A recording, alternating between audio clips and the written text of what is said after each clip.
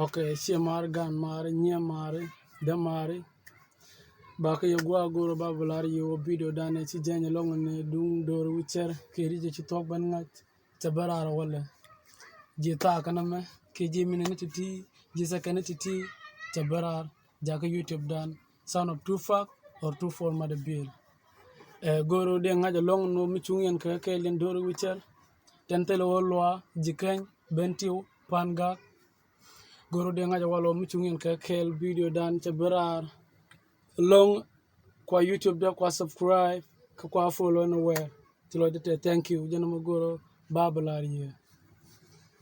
doro wicher telo lo aji kan men tio panga nyur kan kel nakane roden ka doal join ni rujita pot rujita kot rujita kel ko kot doro wicher tekel ko kot rujita man rujita gwar balang dole shi dor ka nyan